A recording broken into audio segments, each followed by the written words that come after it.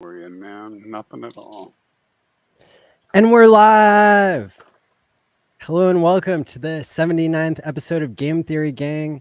I'm Maddie Allen with Tobiwan Hexobi, ChrispyMan of hexfire.io, and special guest Axis Alive. Welcome. What's going on, everybody in the chat? Glad to see you. Thanks, Maddie, for having me back for another fantastic offer. I'm so excited to have you. You're a crowd favorite for sure. I know ChrispyMan has some great information to share tonight too, but I wanted to start off with a little rant here. I don't know if people can see this, but I believe that Richard is maybe trying to let people know that it's a good time to buy crypto. He put out a tweet on September 16th, which was 3 days ago. And I was shocked at how little people cared or how little people were talking about it. So I figured we could talk about it tonight. And I also wanted to put some people on blast in the comments too. So that'll be fun. What does Richard say here? He said, when Bitcoin is down 62% and Ethereum is down 68%, your coin might be down too. What could he be talking about? Remember when I called the top publicly years ago? I remember that. Remember when ETH dropped about 95% from around $1,500 to $80 in 2018? Now it's $1,600. How much did you load up on that 95% dip?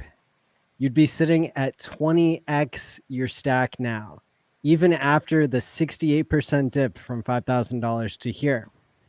Ask yourself, who were the people selling back then and who were the people buying? Every trade has a buyer and a seller. Remember, I bought Bitcoin back when it was $30 and it went right down to $2 shortly thereafter. Now it's 26,000. Cryptocurrencies have done 90% plus dips over and over. It's not new, right? So I posted that. I said, if you don't think the bottom's in, get out. Kind of my catchphrase these days. If you don't hit the like button, get out. That's right. Yeah. I don't like to say it, but it's necessary, you know? And if you haven't hit the like, get out. Yeah, pretty much. Sure. Yeah. I ignored your tweet. It's fine. I purposely did not share or like it because I want more time to continue to buy the lows. That was my theory. Okay. So literally I'm waiting here and I'm like, all right, I've just selflessly given away all the alpha. Everybody who couldn't interpret Richard's tweet, I've decoded it for you here in very simple terms. This isn't sarcastic. If you don't think the bottom is in, get out. Right. And, hashtag PLS, hashtag Hex, right? And the only person who replies for several hours is Ben Appleby, okay? Ben Appleby is the guy, and he says, can always go lower. I've been there. Macro outlook, for me at least, is Q1 to 2. The faces will melt, all right? So I don't think what I said was that mean, but everybody jumped on me for it. I said, cool, when you're a billionaire who's made me a millionaire, then I'll listen to you too. Yeah. I concur. People got really mad at me for saying that. They said, come on, man, we're trying to onboard over here. And I'm like, Ben Appleby, he's not going to be buying until Q1 or Q2. So let him buy higher if he wants to buy higher. But I would rather be honest with people and tell them exactly what I mean and not mince words, but go figure. Mm-hmm. Yep. Well, I mean, it's good that you got out there and, put it in people's faces. That way you can prove that, looking retrospectively that you were on top of it. That was one of my favorite tweets out of Richard all year because all I did was hit the retweet button. I'm like, all right, guys, here you go. What else you need? What else do you need? Yeah. So, and then I'll go back to one other tweet here. So I made this tweet on November 9th, 2022. And I said, fake/real Bitcoin which is grayscale Bitcoin discounted, dropped to 11.1K a few hours ago. Richard Hart was right. 11K and pray. Basically, your bottom is in. You can buy Bitcoin. Real Bitcoin was at 15K at that point because there was a 40% discount. So anybody who paid attention to this tweet or who was paying attention to kind of that spread that we were talking about back then between like, you know, maybe real Bitcoin wouldn't fall as low as Richard thought because the legacy market would front run because they were all listening to him. So yeah, that's all the proof you really need. But to kind of bring this back, why do I care if other people buy the bottom? I'm buying the bottom. Shouldn't that be enough for me? Why do I have to get other people involved? Well, the reason is because I think that's a big part of what makes the tops in this ecosystem. When you look at Richard calling the bottom back when ETH was $80 and back when Bitcoin was $3,800, I was buying those assets down there and holding on to them through the bull market. And I bought HEX, right? But I had more money to buy HEX all along the way because my Ethereum was going up, whatever. What did it go up? 30x, 40x, something crazy.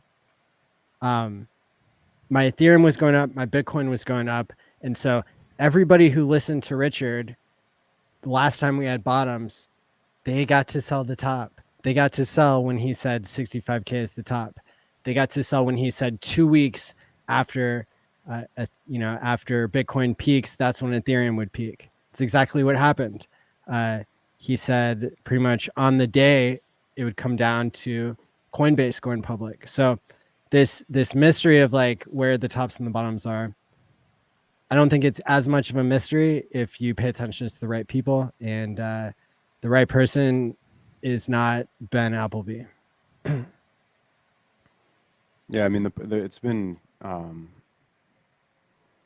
a rough road, guys, and a lot of us have PTSD, and we think that those green candle days are never going to come. And it's hard to say, honestly, if you think about it. Earlier in the year, HEX had an amazing first quarter. Like we saw a 700+% move on HEX on Ethereum, and you know it seems like if you stayed based and kind of understood the dilutionary effect of the Pulse chain launch and the stock split in the HEX doubling, and Pulse X and Inc. and thousands of sacrifice phases.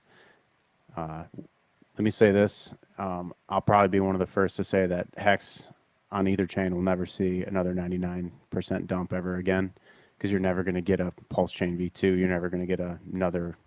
I don't think Richard will ever make another layer one. It's just that whole play's been played out now. So like next cycle, sure, we could drop 85, 90%, but we're never doing another 99% dip. So once in a lifetime opportunities only show their face once in a generation, and this is it for the HEX crew. So just like Ethereum did not do a 95% drop this cycle, even though it did last cycle. Is that comparable? Sure. Each of them, Bitcoin and ETH, everything's. As the Metcalfe's law takes effect and adoption takes root, there's more and more users that get chopped up in the meat grinder, and so the floors end up being higher and the drawdowns are less, just because of how much money comes in and how much unsuspecting investors get in, and so they just leave more opportunity for those of us that have been around a little longer, but they'll learn too, and they'll make money in the next cycle. They won't get hurt as bad either in percent drawdown. So there's that effect as well. Plus, you got to think too, like how much extra supply got out there because of because of the big payday bonuses on these HEX stakes. The amount of inflation, and this is going to tie into what Crispy's content's about later, is the amount of inflation that's come out in HEX over the past 3 years will never be seen again, right? Because the TShares are getting more expensive. There's more competition for yield, and any a bit of adoption is going to make that even more scarce and more rare. And because the prices are so cheap, so much of the Hex supply and Pulse Hex for that matter can be absorbed by willing whales who know where this thing's going, right? And so, you know, like I said, 99%, probably not going to see that again on any of these. So be prepared and pack your bags and get ready. Don't sell too soon, I guess. I made a tool for people to not sell too soon. It's called timepays.me.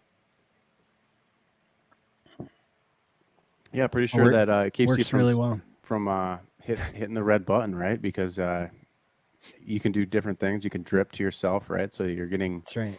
It's like a Hex staking ladder. But it's like a continuous staking ladder. But it's better because it can stop hacks. Somebody gets your wallet and keys, and you just have Hex stakes. You're hacked, man. You lose your stakes. It's better if you're going to get hacked. It's worse if you want to earn yield, unless you use Deci, and then it's just as good there. And I mean, I think that's the way that it should be marketed too for people. Is hey, you want to do like a Hedron or an HSI or HMI stake, or you want to do a perpetual. Now you have control. Now you have the best of both worlds. You're hedged by getting the yield, and then you lock that thing up in a vault, and now you're safe from hacks. So, you know, inevitably this is heading toward a convergence where the technology is just going to keep getting better and better, and it's getting built out by the guys that were here earlier. You know, so that's right. It's a good world to be in. It is. I just want to say publicly, I'm super stoked to be on with Axis. I feel like we might have been on some streams before, but it would have been like a giant panel, maybe like a Cabana crypto, you know, 3rd anniversary, like one of those types of things, maybe, but I don't know. But we have met in person. Every bit as smart and kind young man as you would expect in person as he is online, and really happy to be on with him. Also took a lot of pressure off of me because I was looking at some of my charts, and then I heard Axis was coming on. I'm like, I'm gonna put my crayons down. It's like this guy has all the levels, like the charting and stuff. So, but yeah, man, very much appreciate the alpha that you bring on the regular. Big fan of your work, and happy to be on with you. So yeah, thanks, man. You know, don't think I don't see those charts that you post on Twitter. I'm always watching. It's like I'm always watching Majinsky. Yeah, it's amazing. Like, you know, you think you make a tweet or what do they call them now? A post, right? Whatever. Yeah, Twitter was better. Post up. And you know, you don't realize how many bigger people or like smart people see your stuff, like, and they don't have to engage with it. So, you know, when you're out there and you're gosh, I want to name drop so many people that have gotten pushed through the Hex meat grinder over the years, but on socials. But just be careful when you're out there. And I think, like, in my own case, what's worked for me is being genuine, trying to give an honest and based perspective from both bearish and bullish angles, show the different levels, you know. And if you go back and you look through this is something that for anybody that's new getting into crypto, being on the socials and stuff, if you go back and you look at some of the stuff I was producing my first year in 2021, like the quality bar has just risen every single year since, because the more you're in it, the better you are. I've never went back and deleted that stuff because I want people to see the progression of like how you can get better as a market analyst over time. And so I'm like living and I'm posting out there in the wild and leaving it all on the table. So, man, I just think it's a huge opportunity to be in on the ground floor on cool new financial technology that you can have a piece of ownership of.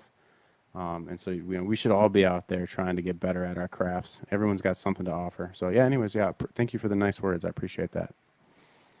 Yeah, I've talked about this before with Maddie too. Like, if you go back at like look at Maddie, look at RG3, look at Hexo, even look at all the guys that we look at as kind of like the top old school, like, you know, original OGs. The production quality was shit. I mean, but they had that drive and they didn't care that it was a folding table and bad lighting and a shitty mic. They were going to go out there and do it. I mean, and the balls that takes, like, you know what I mean? It's like that is not a small feat.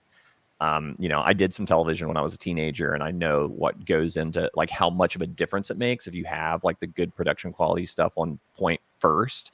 So I couldn't imagine like going out there like those guys did, because they just had a passion about what they were doing, and then watching the evolution. You too, same thing, man. It's like you started off a little more polished than those guys, I think, but it's like as you went, just the different layers that you brought to the game, and it's just, I think it's really inspiring to see how many good streamers, really genuine, good quality content creators have come out of this community. 100%. And like people like Crispy, like he's really raised the level on, like, you know, I was begging for, and I'm not alone, the community was begging for better data sets and more deep dives into the chain analysis, and better and more devs building around stuff. So Pulse Chain blew that wide open, but before that, looking back a little bit, people like Crispy were out here creating that, like things like the estimated share rate, which is something that, you know, that's going to be the like a namesake of Hex in the future. Like people that are coming in, especially like institutional or large funds, or even just regular multimillionaire types that want to put a sizable sum into these assets, they're going to be watching that particular indicator to a T, because that's going to be how a lot of the projections are made on yield, and the whole system is going to be built around the Hex yield. That's how this is all going to be played out. This has always been about the TShare on Hex, and so, you know, shoot, Crispy should get way more credit for what he did, you know. And I know in the early days when he was first developing out his site, like it was just crickets everywhere. Nobody wanted to hear it. Oh, and there's other guys too, like Hex Daily Stats. Hex Daily Stats, like that guy, I forget his name. Tagash. He ended up handing over the site because he just wasn't getting any help, you know. And then like that's the whole back end of what Hexfire is built off of, relies on that API. And so like there's so much going on. Those are just two instances of the formative years of Hex, you know, going from childhood to adolescence. Now we're just starting to get through the adolescence phase of Hex. This next bull run is going to be nuts, because now we've been able to separate the wheat from the chaff, and you know, it's going to be a great time to be involved. Hell yeah. I don't know, man. I don't know. You know, I'm not sure we shook them all out yet. That's the whole point, right? Yeah. Let's hear it. You got a different view. Let's hear it. Oh, well, you know, this is part of my PSA for people, right? The public service announcement, Maddie, you've probably been hearing about this a lot from people. Every day, somebody asks me about emergency end staking, and you know, a lot of feedback from people talking about how it was the best thing that they ever did. Yada yada. I don't know if it is or not, but it's kind of feedback that I had gotten when we launched Pulse Chain. When we launched Pulse Chain. Which I didn't do. Pulse Chain launched itself. Yeah, when it launched itself. So we get a lot of that, but one of the requests, was a very good request that came in, was, can we take a look at what the difference is between expiring stakes or miners that would end on time, and just what would happen if everybody emergency end stake at 50%. And so we started digging into that data. That's what Axis is referencing, and you know, not surprisingly, right, it would bring a ton of TShares up for expiration at the end of this year and going into 24. And so, you know how when we look at those charts and we see you know, the big spikes of TShares that are supposed to end in 29 or 30, well, 50% is coming up here. And so the question's going to be, and we were talking about this a little bit, if and when that happens, and if it coincides with a great increase in price, what will people decide? And so my PSA part of it is this, is rather than listening to the hype and the people yelling and stammering out there, I would urge people to take a look, particularly staker, you know, miners who are already out there, take a look at their you know, at their ladders, and think it through. What do you need to have set up for what you want, so you can avoid emergency end staking if something like this happens, right? Because I don't know, Toby, maybe you'd have a different answer on this too, but let's fast forward a year and a half from now, the price of Hex is 50 cents. Will more people emergency end stake? We got to think they probably will. Certainly more than whatever the mean is. And so how do you react to that? the biggest thing we can do is prepare ourselves with information and have a plan. Mm-hmm. And this is like where we get into this market cycle theory and trying to figure out, well, if we're still kind of tied to Bitcoin and ETH to any degree, then we need to be able to play that game too by proxy, right? And so it's a couple, you could really break it down to just a couple variables, right? You can try to predict what's the Bitcoin market cycle going to be like, maybe give yourself one or two possible outcomes, and then find out, then cross-reference that data with something like with what Crispy's suggesting, which would be different price targets for HEX and potential tops, and where you would see the most emergency end staking behavior at what critical levels. And then you'd want to plan your staking behaviors or your profit taking behaviors around some of that analysis. And so it can get as simple or as deep as you want. And I think if you've been listening to the stuff I've been talking about over the last maybe 4 streams or so that I've done, which have been on an assortment of different channels, huge shout outs to everybody that has me on, you'll get bits and pieces of my perspective on that coming from a Bitcoin mining and Ethereum mining background, because that's really the underlying substrate which drives the crypto market, right? So we need to really understand how much Bitcoin is on exchanges now versus like other times in history, and the answer is that it's at record lows. And then, you know, when is this Bitcoin ETF coming, if it's coming? And you know, if our friend Ben on Twitter is saying, you know, Q1, Q2, well, then that usually gets front ran. If he's an example of what the masses are thinking, then it's probably going to be coming a little sooner, or that, you know, it's going to be not what that guy's saying. If he's a reflection of what the masses are thinking. And typically how this goes is naysayers are usually wrong because they lack conviction. And they're just like, it's probably going to be next year sometime. I'll just wait. Well, they're not really thinking or doing any like solid work. Because like there's a lot of us that have been out here just like buying the dips for like a year, 2 years in some cases. And we got our eye on the ball. And so I'm mining the dip myself. Yeah, I mean, you gotta love the TShares, man. Like you're DCing every day, right? Toby's validating the dip. I'm validating the dip. I'm mining the dip. I'm buying the dip. I'm doing all the above. It's like, well, and the thing is too, is like, you know, I would love to sit here and say like, I'm a guy that can pick tops and bottoms, but I'm not. I don't have a crystal ball. It's all just educated guesses. You know, I mean, Richard's been really, really adept at like picking some major tops, and we've heard all about it, you know, and it's like, I would not be surprised if that tweet that we started the show off with is an indication that he thinks the bottom's in. You know, and props to him for having that level of experience to bring to the table. For the rest of us schleps out there, it's like you know, that's my whole TA thing that I share. It's like there's other layers that I use personally. It's like there's indicators, paid indicators, other things that I use that are just for me and the amount of energy I want to put into my tweets and when I'm streaming and stuff. It just doesn't, the value add's not there for me to go into it. It's like, I know that guys like Axis and Crispy have like kind of curated a community around them that love to dig deeper.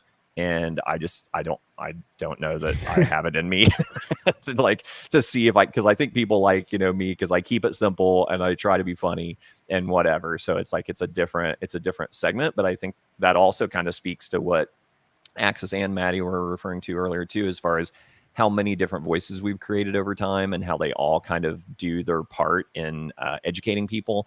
And one last little pivot to Maddie talking about, you know, why give the alpha now if we think the bottom is in, or this is really like the bottom of the bottoms, why tell people that? Well, it's, you know, whether we like to admit it or not, I think the foundation of all of these things are adoption. If you don't have enough people getting into them, learning about them, interacting with them, I don't care. Richard said it himself. There are fabulous projects out there that those companies went bankrupt. It was bad timing. It was bad marketing. It was who knows what, right? It just didn't work, even though it might have been the best version of whatever it was at the time.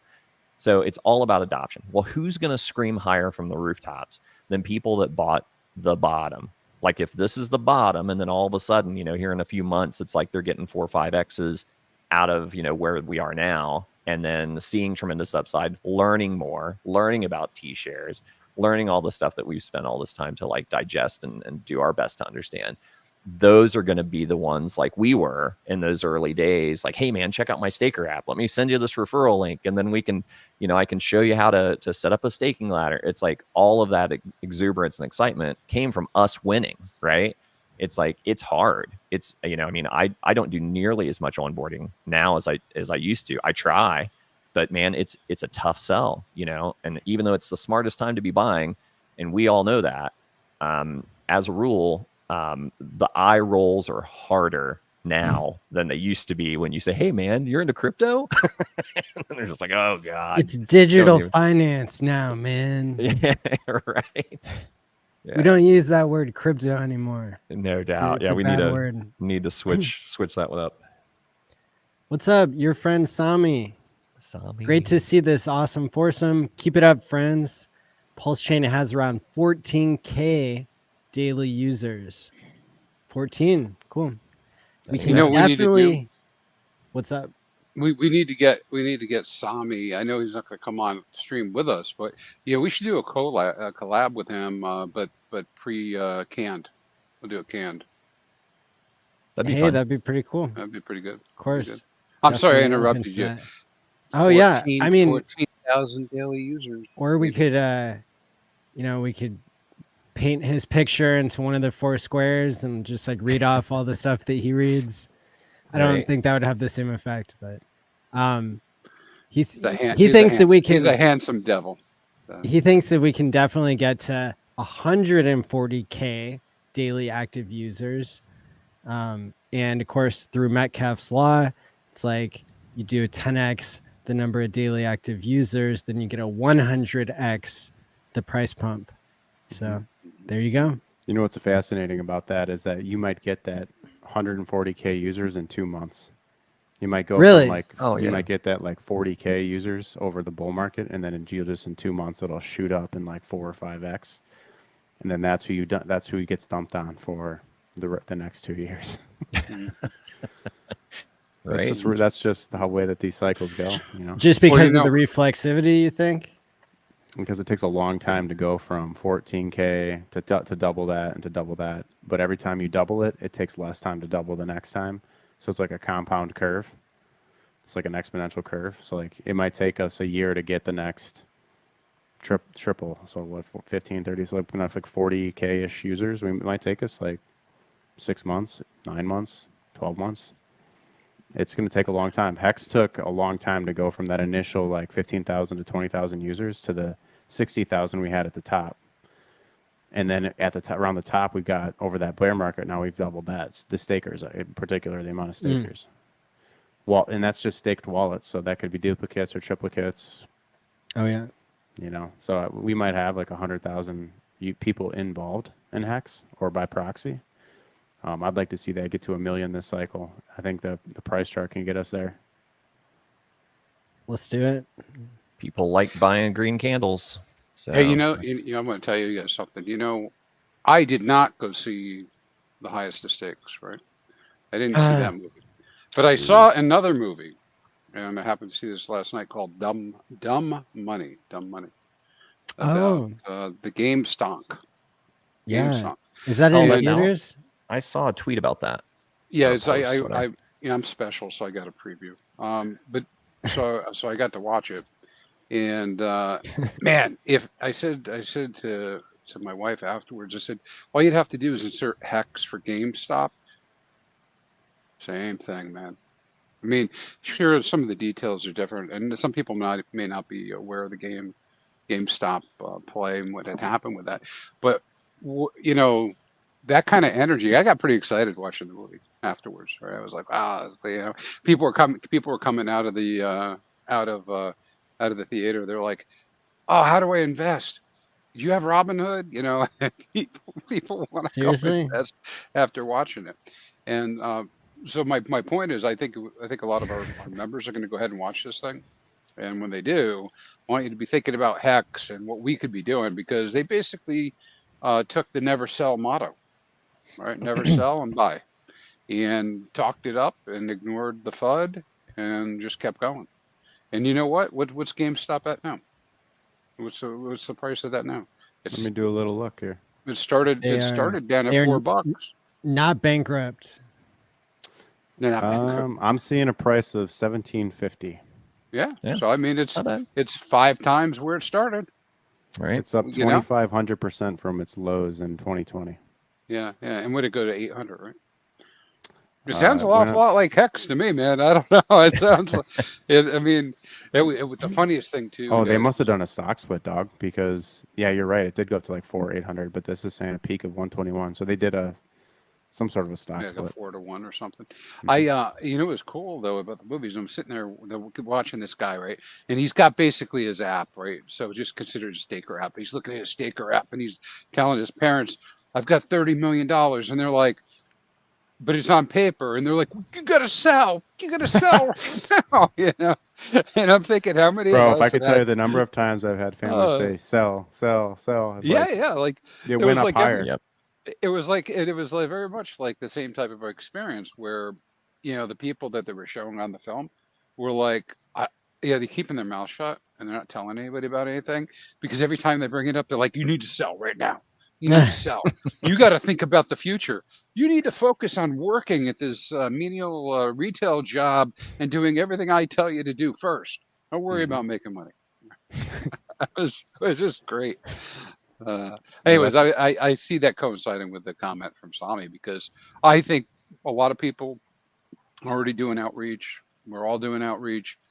I know that it's painful to do outreach into areas like Reddit and other places where we're not welcome and you're immediately called a scammer just because you brought it up. But I think we need to keep doing that. And the more we do it,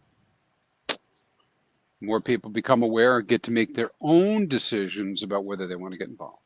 Yeah, and like the more you do that when you're on having red days and stuff, the more that the chart will prove you right and time will prove you right longer term. Like if you come in there on a day when things are up 40 or 60% and post, like that's when it kind of behooves you to do so, because if there's downside, then then they look at you a little worse.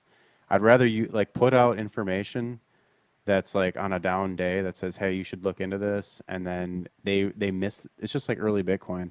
They hear it, they say they put it off, and then they miss it, and then they regret it, and then they get in at a higher price. Well, doesn't it dovetail to the subject that Maddie brought up? I mean, if I'm going to be honest, my answer to having read Richard's tweet was kind of glazed over, like overload, because I recognized what he was saying, you know. But even though I'm training myself over the years now to listen, I'm still like, you know, like sure, you know, like there's a little voice in the back of my head, a little part of it says, sure, right? And I think it's important what Maddie said is because at some point we're going to be at a bottom. It may be right now, it may be next week, and you are going to be sorry if your decision is after it goes 3x. It's just not, you know, whatever 2x or x and a half, you know. You got to wonder how many people are still waiting for lower prices. Well, sure, and our not to talk about off-topic stuff, but our little foray into LPing and whatnot makes it very clear to me there's a lot of people waiting around for stuff to happen. You know, waiting around. It's feeling an awful lot like trading, and they've got their eyes glued to see just what the P crap did, and you know, did P crap go down the hole? Did it go up? What's going on? You know, just don't know. No doubt. Yeah, what was interesting to me is I'd heard it and I believed it, but then part of me was like, is this some cope happening right now? Because it's like, you know, when the High Stakes movie came out, it's like I had a similar reaction to a lot of Hexicans, which I was a little disappointed, right? It's like I wanted it to be a little more pro Hex, even though I, as one of the producers, understood completely what they were going for, which was like, it's a documentary, it's got to be unbiased. You know, we have to add some drama. So if anything, we kind of have to lean into the dark side of it a little more to make it more entertaining, right? To punch up the entertainment value. But the flip side that I was kind of wondering if it was true or not was how no coiners reacted to the movie. And what I was hearing was that no coiners were actually interested. Like, oh, wait, people made how much money off of like $100 investment? It's like, how do I do this? And that all sounded good, and I wanted to believe it, but I'm like, is this cope or is this real? And then I was in Chicago, and I was able to be with Maddie and Lamont and Kelly for Q&A after showing up there. And it was interesting to me, the audience, how they were interested in, and how we got into it. And there was definitely a desire there. Like if there was a Robinhood app we could have flipped open at that point, I bet you we could have onboarded half a dozen people in that theater easy that night. So I think that that's one of the things too, is barriers to entry. And like, it's still relatively difficult for a no coiner to get into Pulse Chain products. I mean, whether we like it or not, it's just not, I hate the term, but it's just not idiot proof yet. It's not like download this app and click clack and you got it. It's, we're getting there, and I'm sure, I hope there's some smarter people than me that are working on it. And I know I've joked before about the Sheriff of Nottingham app, because, the Robinhood app is obviously not the rich being stolen from to give to the poor. It's kind of the other way around. So tongue in cheek, Sheriff of Nottingham app, somebody out there, if they could make it and like make it truly DeFi and have you really have control of your keys, yet you can do, you can transact as easily as you can with Robinhood. I mean, by then it's going to be too late, right? It's like by that point, it's like, it's not early, right? But it's like, but I think people have to understand that type of ease of access is coming. And when it does, what do you think the price is going to do? 100%. I'm on board with that. Like couple thoughts. One is that we don't have the Amazon of blockchains yet. Right now we have, horizontal scaling solutions with lots of layer ones. We just happen to be, in my opinion, one of the best ones. But we don't have that like in banking app integration to DeFi. We don't, and there's such a steep learning curve. In gaming, we call it a skill gap. There's a huge skill gap to being adept and crypto. And, most of the world is like 90% of the Americans are illiterate when it comes to finance. So it's like, the only reason why I know anything about finance is because I got interested because of Bitcoin and mining, right? Like if hadn't taken that route, there was no future for me in it. I would have went off into the sunset and done average day things and maybe, inherited some money one day. But here I am, and I've got a complete understanding now, as much as it's a learning process. So every day you learn more. I'm not trying to think that I know it all, but I'm out here and learning every day, and I have a really good hold on the macro environment now, just because I'm involved, right? I got skin in the game because of crypto, so I started to care more about why is my crypto investments reacting to these things that's going on over here, and so first you have to give a shit to even get skin in the game, and to get exposed, to learn the skill gap, right? To get good at it, and I think that barrier to entry is it's a choke point right now, and that's good for price appreciation because it ensures that the people that are involved are a small core hardcore group of people that are going to stick through and not be willy-nilly like Robinhood users or what's that other website I'm trying to think of, any of these online brokerages. Doesn't matter, pick one. The easier it gets, the less volatility, the less gains potential. Go back to Bitcoin in 2016, 2015, 16, 17. There was only a handful of exchanges and it was a pain in the ass to even get exposure. And you have that right now, but it's a virtual limiting factor because you just have to open a bank account that goes and attaches to Simplex to get money in. That's all it is. You just have to know where to go, the different routes, and then there's the learning curve, right? And eventually, when the candles are green enough and tall enough, that will be the motivation people need to learn this stuff. Absolutely. I concur. It's the best advertisement for crypto is the green candles. And it's highly reflexive from a psychological perspective. So the more the price goes up, the more people want to buy. The more the price goes down, the more people want to sell. We got 216 people watching right now. Hit the like and subscribe button. Thank you for being here. It's been a brutal bear market, the longest one in crypto history. We may be coming out of the bear market now, so it's definitely something to celebrate. Hey, to throw back to the Applebee's guy, is that the baby back ribs or is that Chili's?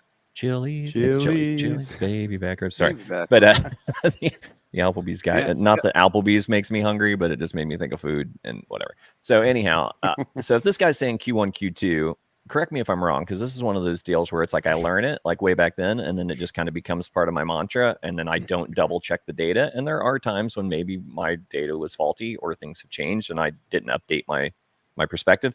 But isn't there typically a run up like 6 months prior to the halving? Like not the pump, right? But I mean, there's typically a little bit of a run up, if memory serves, up into the halving, and then there's a bit of a drawdown, and then is when you typically get the parabolic on Bitcoin, and then shortly after the altcoins follow. Is that am I off on any of that? So the way that I've experienced it, I'll tell you what I've experienced on crypto Twitter, and then we'll have these guys who deal with the data actually tell us how it really is. So the way it seems on crypto Twitter is that if you believe in Bitcoin, then everybody tells you that if the halving is coming in 2 years, the price is going to pump, and then they revise that, and it's like, no, it's actually a year before the halving, and then then they tell you it's like, oh, 6 months before the halving. Then they tell you have to wait until the halving is here. By the time you're done waiting, you've gone through an entire 4-year cycle, and you have no idea like what the relation is between the halving and the price. But I say that partially jokingly, but partially super serious. Like there were people who I thought were presenting good data like a year or two before the halving who were like, yeah, no, it's about to turn around now. Axis, what's the pattern that you've identified? Well, I mean, I'm just looking at the chart here. We can look at it together if you want. Yeah, be great. Second. Wow, Hex is still alive. That's right. Beautiful. Let's see here. We got more Q1, Q2 guys tuning in. I mean, that's definitely a comfort, right? Knowing, like, thinking like that, knowing that that's not that far off, right? So I'm on board with that. I can get on that board. I can get on that train. But a lot of times, like, well, let's just like use Bitcoin for a second. So in all of these cases, there's like a pump leading into the halving, and then a sideways and sell-off period. Mm-hmm. In all of these red lines are the halvings. So like. Yeah, so I'm not too far off. Yeah, so like there's like the first cycle was pump, sell off, and then the halving happened, and then we had the rip. Second cycle was like a pump, like a sell off and a sideways formation, a pump and a sell off. And these are not, they look small, but I think this was like I think it was like a 36% move or something. Hold on, let me zoom in. To the wick low, yeah, 40% dip. So I mean, it's a shakeout. Those are shakeouts.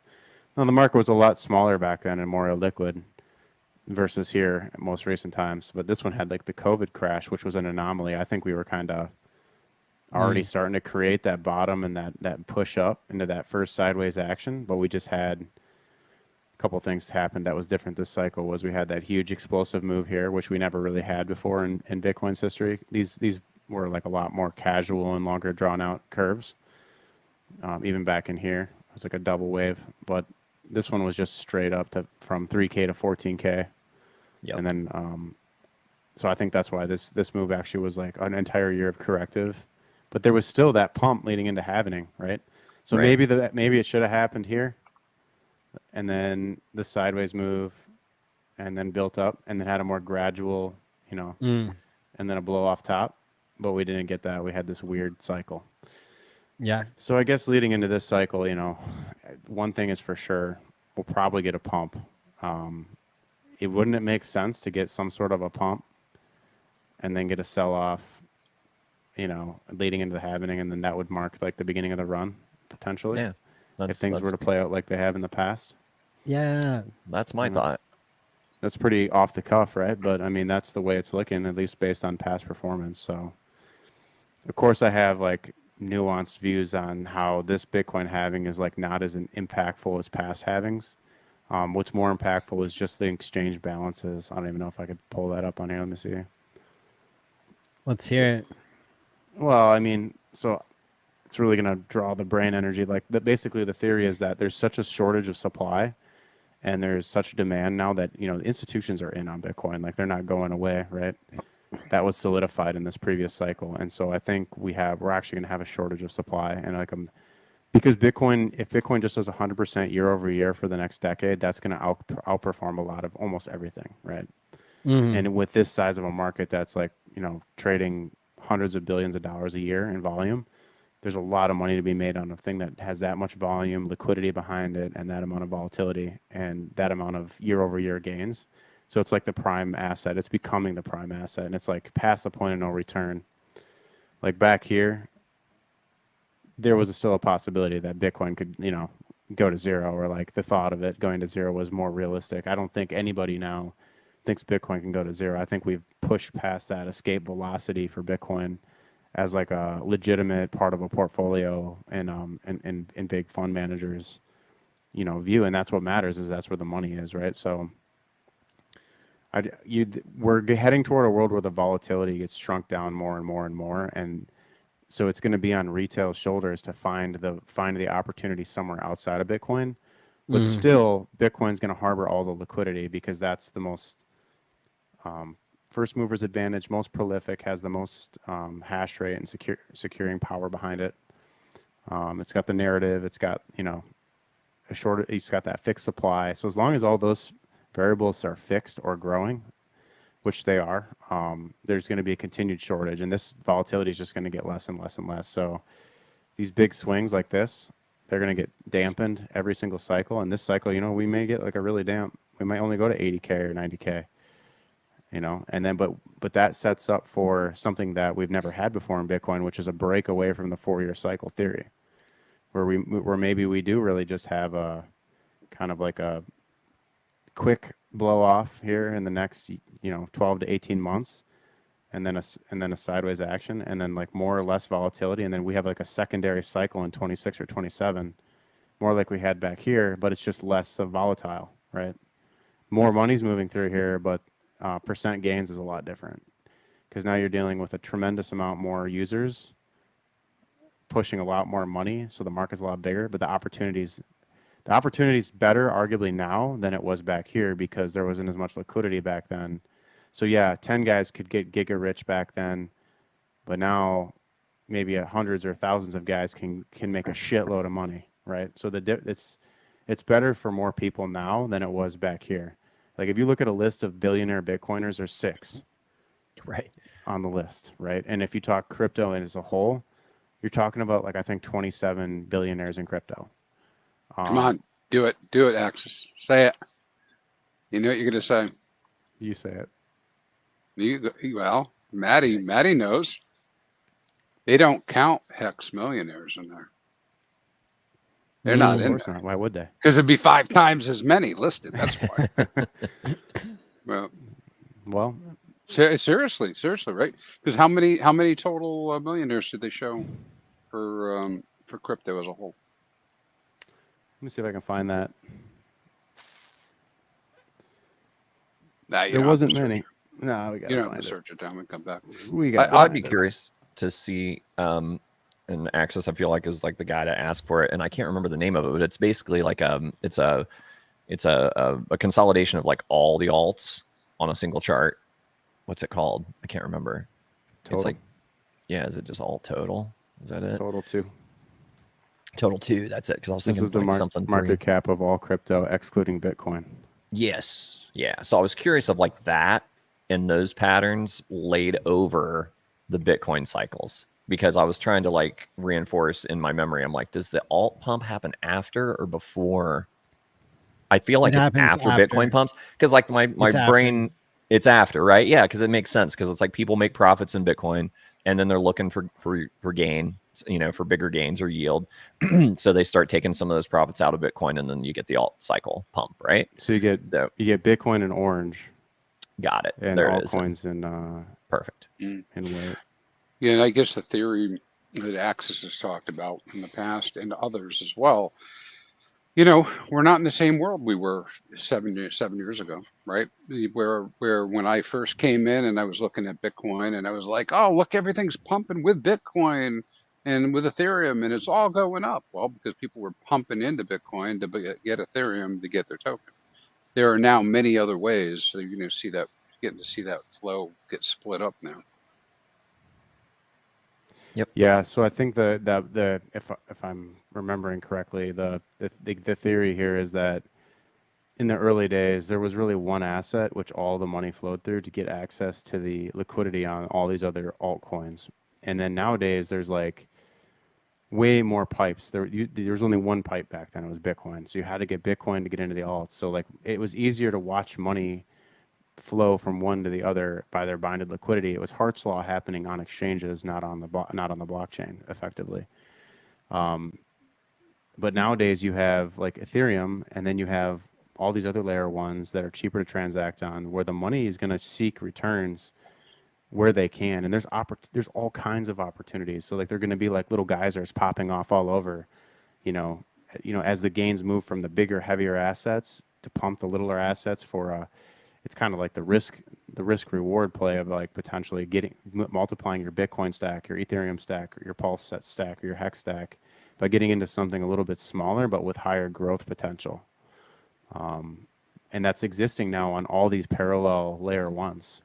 And I think like the opportunity is better now, but you're not going to see. So it's not that Bitcoin and ETH are going to lose their relevance. It's just that there's going to be more games to play, and so more adoption is necessary to get the same size pumps, as a whole. But as individual assets, you may see little things do a lot different, like crazy returns, like we've seen on Pulse Chain already. Coins do millions or even billions of % returns, like the unthinkable types of stuff is actually happening now on Pulse Chain. So what's happening now on Pulse Chain? Patience. Yeah, well, I mean, yeah, definitely. I know a lot of the talk of the town was this PDI and Atropa system, but today we saw the counter trade play out. So it was, you're watching PulseX and Inc. pumping, PHEX was pumping in the face of those coins dying off for the time being. So the money's flowing from one group of assets to the other, and that's called a counter trade. Yeah, that's one thing. There's tons of other things going on as well, right? Little coins are coming up out of all these different pockets. Try not to speak specifically to any which one, but because we just want to keep it focused on the Hex Pulse game, because that really is like the for sure bet in my mind. I'm still looking for this chart. I can't find it. Hey, yeah, thanks for the super chat, Ryan Lopez. Hey, Ryan, $20 super chat. Hey, Ryan. What's up? The bottom is in. Thanks for the education, Maddie, Axis, Toby, and Crispy. #Hex. I'm behind you all the way there, Ryan. I was going to say there was a new kind of side note. There's a new website that got launched, I think recently. It's called lookintomaxi.com, and they show you data points on it's all of the premiums and discounts on all of the Hex perpetuals on both chains. It's all right there. It's a pretty cool site too. Bring it on. More development. We need more peoples. Keep building. Yeah. For people who believe in Atropa, we added that to Time Pays Me today. So if you believe in it so much, then lock it up for 55 years. Yeah, right. Stick it to him, Maddie. Stick it. Hey, no shade, no shade. I mean, also you could lock it for a week or a month. And that's like a much more risk assess, a reasonable play, Maddie. Yes. With stuff like that, I would agree.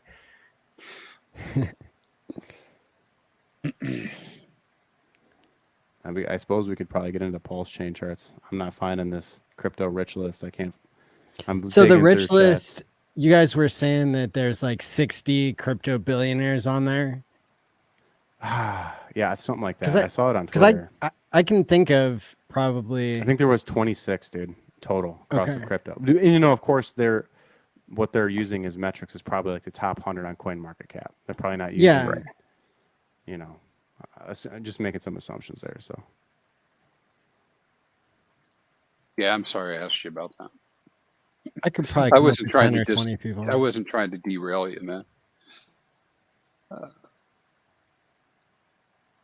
it's a good chart. I wish I had it available. I don't know what I did with it. But the number of total billionaires in the world is about 2,500, 2,800, somewhere in there. So that yeah, it's kind of an interesting measure to see how crypto is coming up in the world, to be seeing how many people have gotten rich from crypto. And I know that, you know, if you look in the top 10 or top 20 richest people in the world, there might be one or two that are involved in crypto. Yeah, I think the takeaway was like if you want to be to get to $1 million or a decimillion, like $10 million bag size in crypto, you know, you're one of a few thousand people. But to get to like centimillionaire status, where you have 100 million plus US dollars in crypto, you're one of a few. There's maybe like 80 or 120, I can't remember, on the list in all of crypto. There's not that many people that have hundreds of millions of dollars in crypto. And it's like one of those things, like most people don't make it that far. Like they give up too soon, or they sell it too mess up. early. They mess up somewhere along the way. I know so many stories of guys that had, you know, 100 or 200 Bitcoins that traded shitcoins in the altcoin mania of 2017, and they lost like 80% of their bag, and now they're down to like their last 30 Bitcoins, and they've been, you know, holding them now for years. But Wow. you know, there's like that story is so common, right? Mm-hmm. Totally. So And you don't. I'm My sure point is like with the the oh, Hex go thing ahead. is saving our lives, man. Like it's literally Yes. giving you an opportunity to like not do that to yourself. And no other crypto really tried to do that for you. Well, and the Facts. opportunities that I think are still there too, because like, you know, to go back to what we were talking about with the Bitcoin cycles and how that went, and it's kind of diminishing returns. Like, you know, you're not getting as much volatility to the up or downside. The cycle may or may not be lengthening.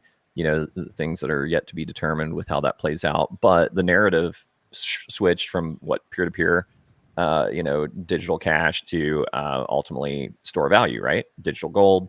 So if that's kind of the thing, you know, that's still being posited out there for Bitcoin, my understanding and my thought is that most people don't want your store of value to be crazy volatile. So I think over time, that's kind of where Bitcoin is leading to, where, you know, maybe you're not going to get those. I mean, you're obviously not going to get, it's too much weight to move to get the you're not going to get another 6.9 million, you know, percent return out of, or X return out of Bitcoin, you know, like you did from the early days. So my thinking is that, you know, and you touched on this earlier, Axis, with us being down 99% on Hex. I think I think Hex and EHEX are the sleepers. I mean, I really think that there's such huge upside for those. And then when you put on top of that, the opportunity that's there with TShares, you know, it's like, I can't stop buying it. You know what I mean? It's like I've got Pulse, I'm validating, I'm earning Pulse. And even though there's part of me that's like, you know, what's more likely to do 1,000x from here, like Pulse or Hex? I swear, like hand to God, it's like the majority of my purchases are still Hex and EHEX. And you know, and yeah, I justify it by like, oh well, I'm earning more Pulse, so why would I go buy it? But it's like, you know, if I really believe that the longer term upside, or even like intermediate upside is in Pulse, why am I not buying more Pulse, right? And I'm buying all of them. I'm just saying, as far as how it's weighted, Hex and EHEX are the ones I'm loading up on, because it's like, to me, it just seems like such a no brainer. And to be able to stack TShares at these rates and earn more, I don't know. Am I a cult member? Am I deluded? am I on the right track? Sometimes I wonder. I think like most people just don't see would you agree that it's very, very hard right now to see the potential with Hex on either chain? Oh, yeah. Yeah. Yeah. It's because it's the same thing as like in a Bitcoin mining cycle. Like the guys that make the most money are the ones that are buying the equipment at the lows when everyone else thinks it's going to zero. They're taking that risk, and they're buying like $1,500 units or $2,000 units for like $200 or $150, and they're just loading up their facility with them. So they're getting things at like a 90% discount that then is going to pay them every single day in the bull market. And so it's just a game of accumulation at the lows and then letting that stuff produce yield for you and when it's going up for the next 2 years or the next year. All right, so I got this chart. Shout out to Hexagon Army. He's one of the people that's in my on the accessalive.com group. So shout out to him for finding this. I actually remember now, last time I showed it was on the stream with ATX Crypto with Crispy last week. And it's amazing here. Look at this, six Bitcoin billionaires. Only 6 based on the way that they're calculating this. That means that there's 22 total crypto billionaires based on however they calculated this, right? That's amazing. Yeah, that's really profound. I'm trying to think of all the people I know of that are Bitcoin billionaires. I would say Richard Hart for sure. I'd say Bobby Lee for sure. Bobby Lee ran the biggest crypto exchange back in 2017. He's Charlie Lee's brother. You got Roger Ver. Does he still have $1 billion worth of Bitcoin? You'd hope. Maybe he traded it all. I don't know if Brian Armstrong ever bought that early, but then you've got the Winklevi twins. Let's count them as one. You've got Satoshi. Wait a Definitely minute. counts. What? They're 2 different people. They have a shared Bitcoin account. All right, fine. We'll count them as. I'm trying to They're real express people, the. man. All right, fine. 2. Should we count their wives? Should we count their kids also? Like, what are we doing here? CZ CZ has $1 billion worth of Bitcoin. He may have rehypothecated it 1,000 times, but he definitely has it. Barry Silbert is definitely a Bitcoin billionaire. He runs DCG Group, which owns pretty much all of the companies in crypto, literally. Can't think of anybody right off the top of my head. Anybody else? So That's a pretty good list. At least accounting for the 6 there. Maybe you could throw in, some of the right for the 6 billion Bitcoin billionaires, but perhaps, and then you branch out to the other, 18 or whatever, and then you're looking at what, like Vitalik and Charles Hoskinson potentially, any of those, Gavin and Andreessen and like the guys that were there early on the Ethereum, bandwagon early. But anyway, so that's very interesting, right? So like your chances as a Hex staker to getting to this level is very, very slim, right? Like you're gonna probably sell out here, and Crispy's data is gonna prove it. There's a lot of you guys that's gonna sell out right here in this category, 40,000 or 88, one of the 88,000, for sure. Right? And then to make it to this level, you're gonna have to be playing the game of Hex staking out into the 2030s, I believe. That's just the reality. Is that it? I like that. There's data to suggest that if you play this cycle right, this could be you in the 2030s. Remember, that's over 15 years from now. Remember that. So it's doable. Pretty cool little chart, huh? And it really gives you an idea of like people talk a lot, but not many people are in this group. I would my guess for Hex millionaires would be about 1,000. I would say and that's probably a conservative number, but if we're looking at people and I don't know that would have been more than on paper, but that would be my guess for. Hey, Hexologist, look who's in the chat. It can't be the real one. He's a funny guy. It could be. Could be. I don't know. This fake Hexologist account somehow got a wrench, dude. Boot him. Really? Is it wrench? Boot him. That means it's real.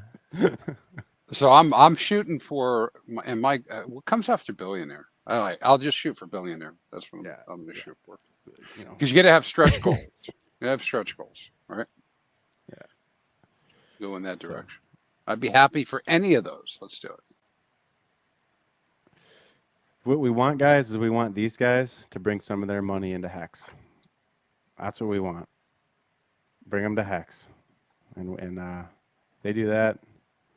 They're going to bring a lot of value here for themselves and for the market.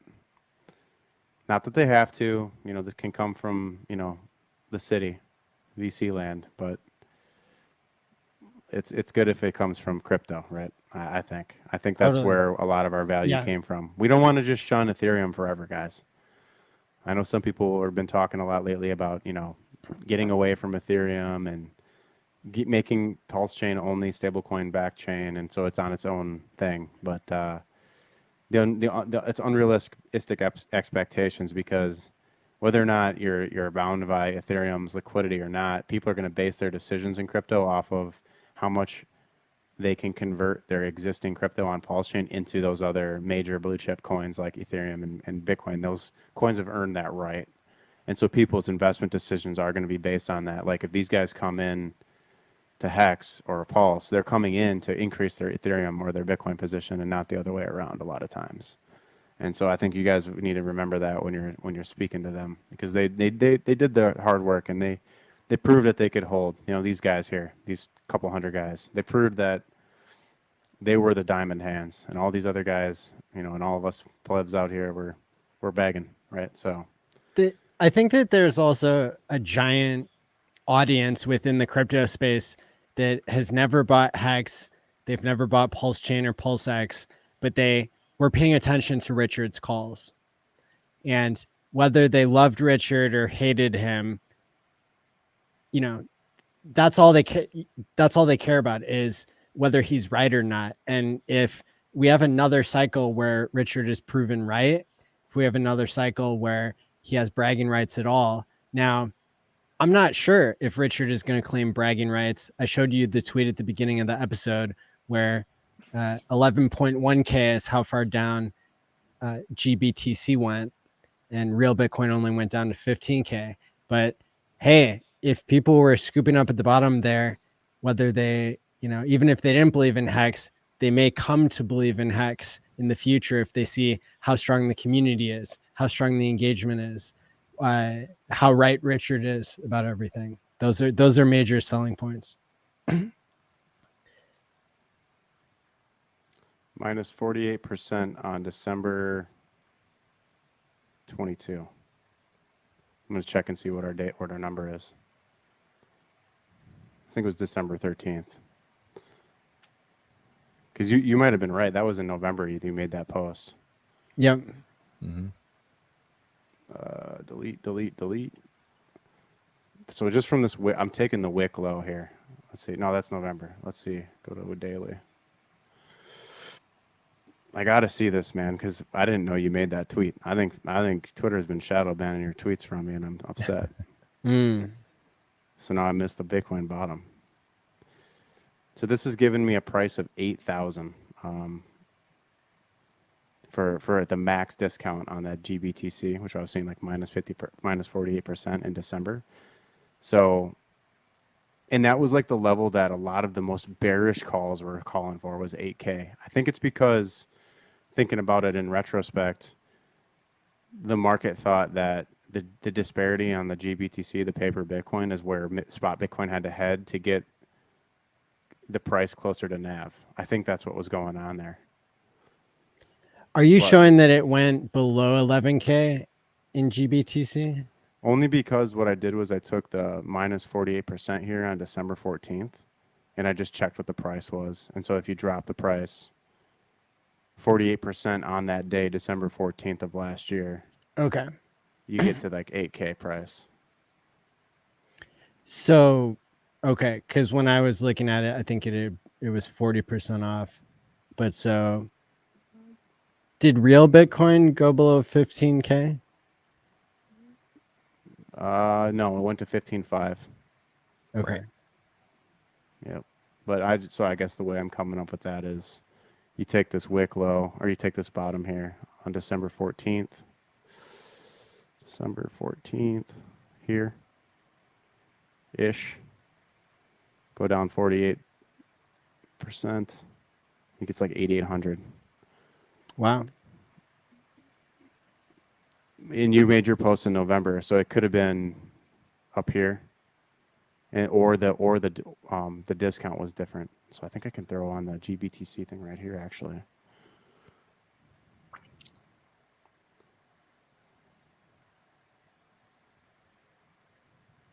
I think I can add it into the chart. I haven't done this in a while.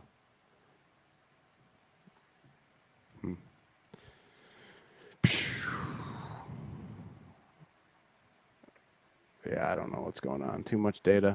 I think this down here is the discount, but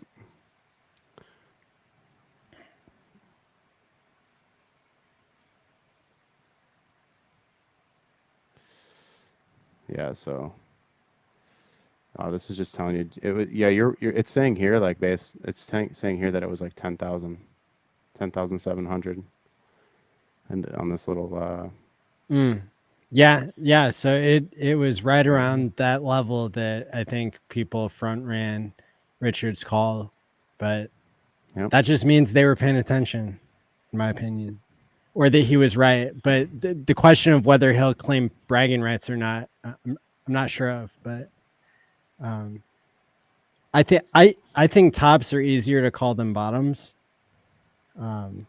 especially if you're a Bitcoin billionaire. Yeah. Right. But then at some point, you had to wonder whether Richard was making the tops and making the bottoms when he called the 20K Christmas and whatever. Dude, 4K. And it can happen. It can happen if you've got enough of a particular coin and the liquidity is such that you can move the price the way you want it. It is a doable thing. Says Toby the Whale. Well, I just, on a much, much, much smaller level, I did that with Litecoin. When I was trading Litecoin, it's like there would be certain days of the week when the volume would be low and liquidity was such that, like, you could move that chart, for 50 grand. And, and then it would shake people out or it would trigger limit orders. And then you just swoop back in and buy your bag cheaper and just rinse and repeat. So it's like, imagine if you got millions or billions of dollars. It's like, okay, Toby, show me where you printed the chart. We'd have to go back to 2017. Here we are. And Litecoin. You remember this? I do remember that. Do you ever find yourself reminiscing on the chart? I curse Charlie Lee less and less, but for a while I cursed him quite a lot. Yeah, founders that dump on their peoples, it kind of rubs me the wrong way. Dude, it kind of seems disingenuous. A little bit. Isn't that all founders except for one? More or less. There are a few out there, but yeah, they're hard to come by. You definitely want to do your due diligence on who creates tokens out there for sure.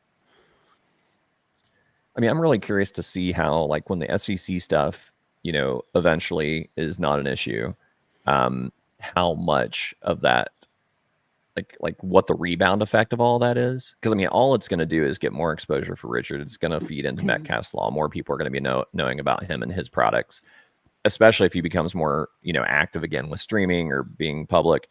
I mean, the potential is gigantic. You know what I mean? To me, it's like I keep trying to kind of rein myself in with what I could see as potential upside for Hex, for Pulse, for anything that he's affiliated with. And it's going to be fun to see, Here's something cool. If you take this measure, this is a falling wedge on altcoin. So this is excluding Bitcoin and ETH. If look at the looks grind. Pretty much looks like Hex's chart. Look at this grind line on here. It's just like the alts have just been grinding down the top of this breakout level. Yep. So like if this is the bottom, in October historically is a good month for Bitcoin and for crypto. This might be the beginning of it, man. The bounce off that low, because this was an attempted push lower below that level, right? And it was supported, and there was a fake out breakout here, touch again. This looks good to me. That's legit. But anyways, if you measure this this move here from the base to the top here, and then you just project it out from the breakout level, which was here, it's given us a target level of like just short of $1 trillion. It says 830 billion here. And then you've got confluence with previous tops. Yep. And so like at a bare minimum, I would expect altcoins as a sector to grow 150%. Yeah, but inside of there, of course, some coins will do amazing, some coins won't do so amazing. Right. What do you think that Pulse and PulseX could do? Oh, it's a good question. I'm looking for like, this is not based on any analysis. I just think like it makes sense if for us to get to like 70x to 100x with just moderate adoption, like nothing crazy. Now, if this actually goes viral and gets adopted, you can get a lot bigger numbers. But I think a lot of the gains of like the days of like 1000x gains, it's been distributed amongst 5 coins. And so we need to see more adoption. Mm.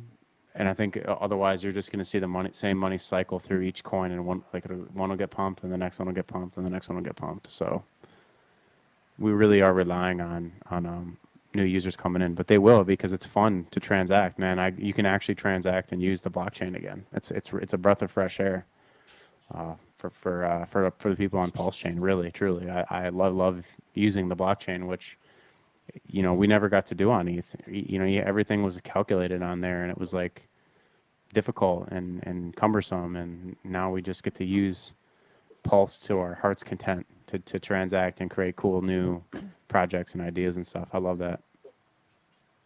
1 cent, 5 cent transactions feels like before Ethereum got too crowded. Mm-hmm.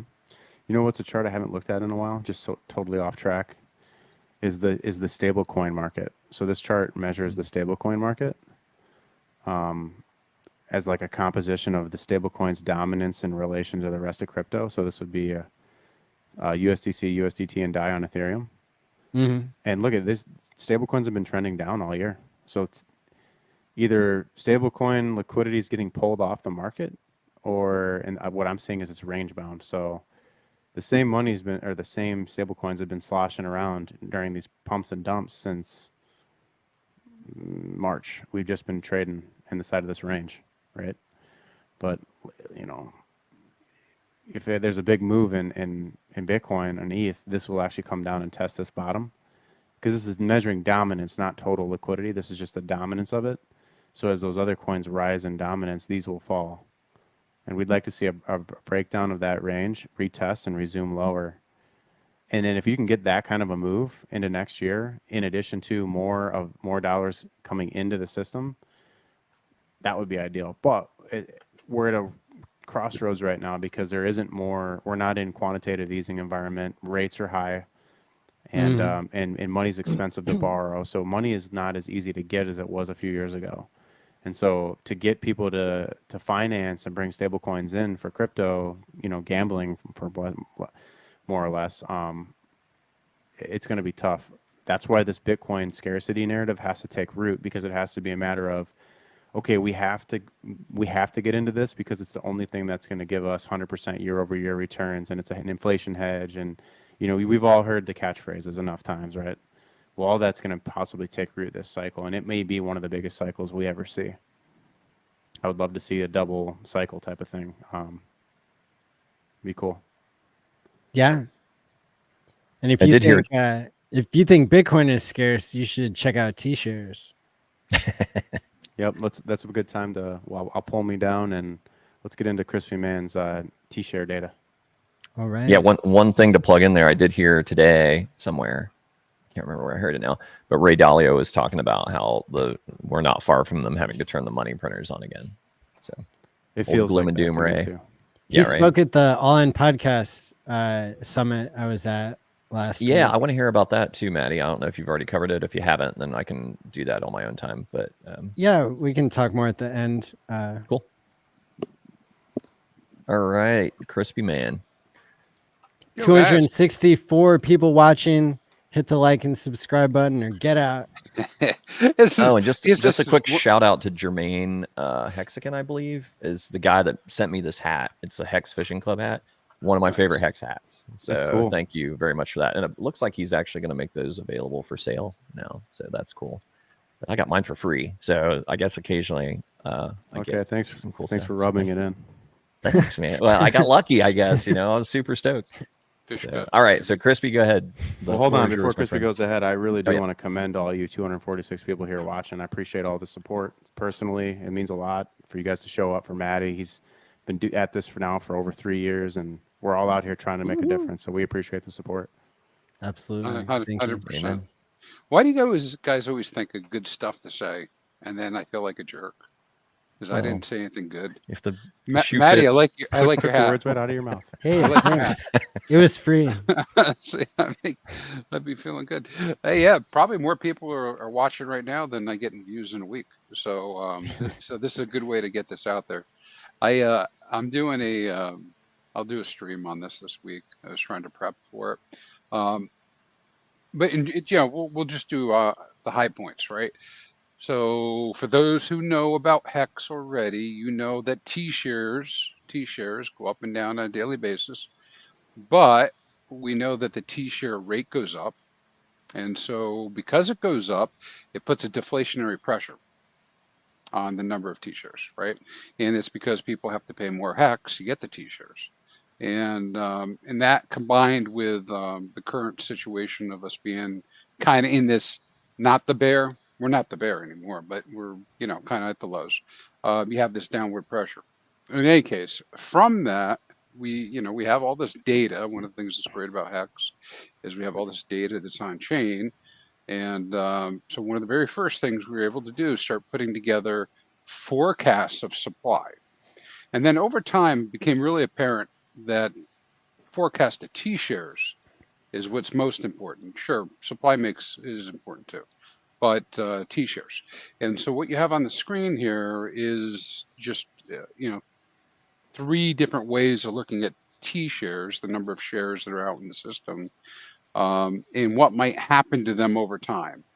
And the uppermost one is like a 10% reduction. The next one's like a 15% reduction. And then the bottom one says, hey, what happens if everybody gets out? And what I'd like to do is draw everyone's attention to this section right in the middle between 29 and 30, right? And so 29 and 30 just happens to be the 10-year anniversary of Hex, right in that time frame. And now, why is that important? It's because a lot of the people in the first year and a half, they weren't thinking about 15 years, Quattrocinco.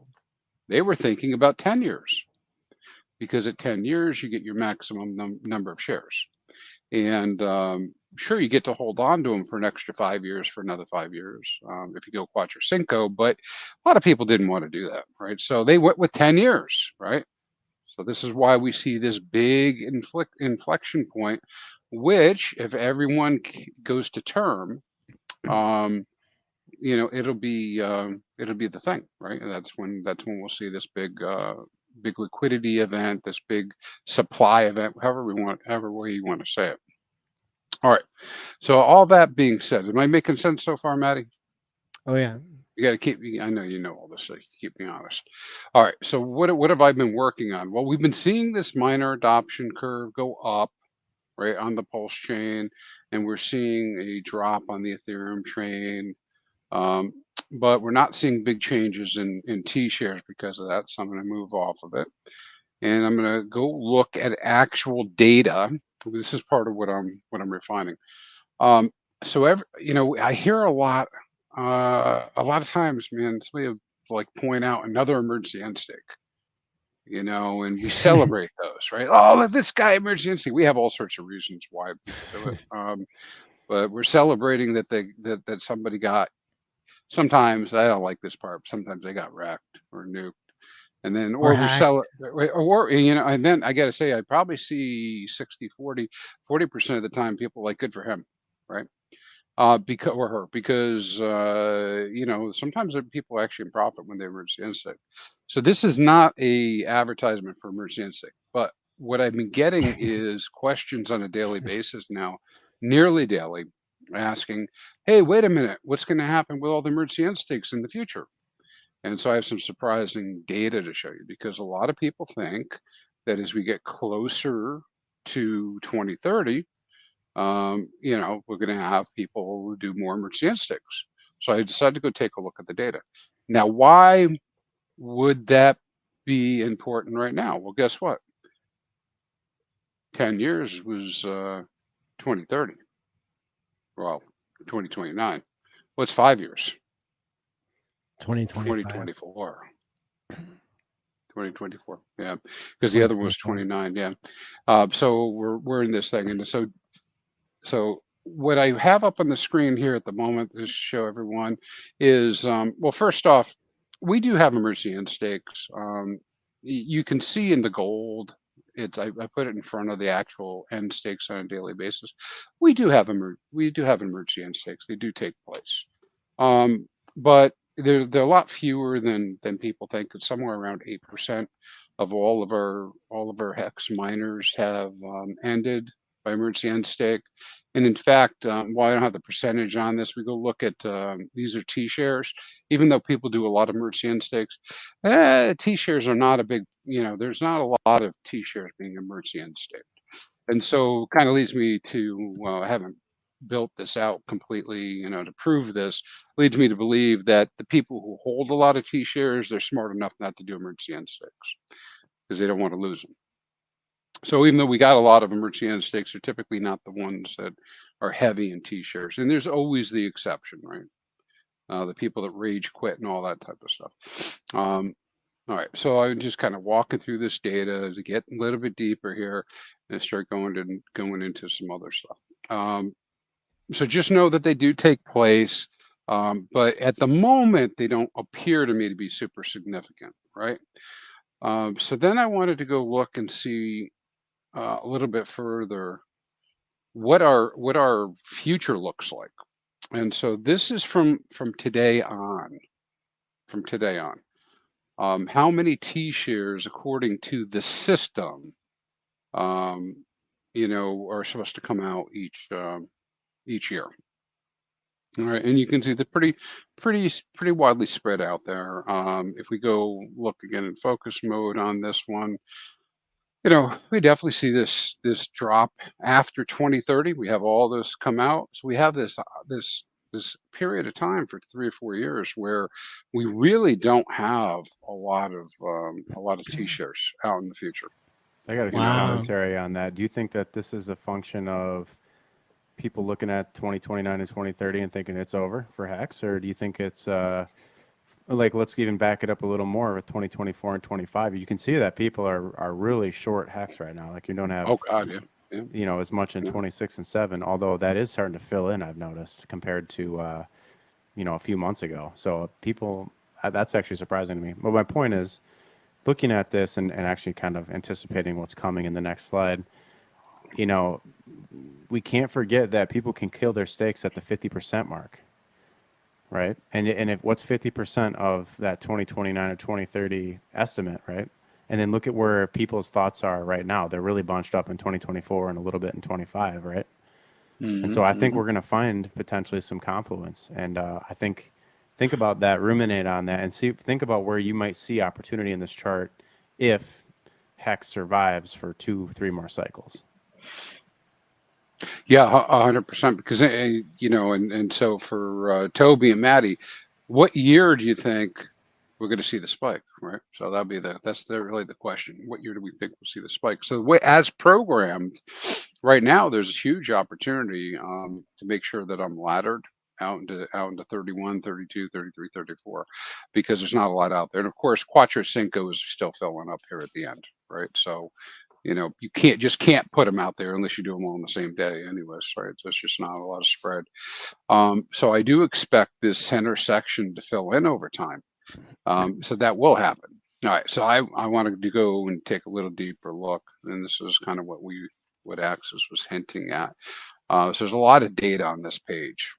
And so the first thing I want to do is I'm going to go right to left and first look at overall EES stats.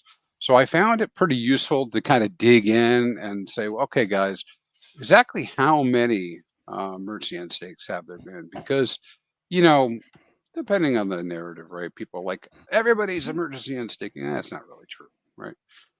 But quite a few have, right? We've had 67,000 over 67,268 have been emergency end stake. That's about 8% of all stakes, all miners that were ever created. Wow. Yeah. So, I mean, that's a pretty good clip.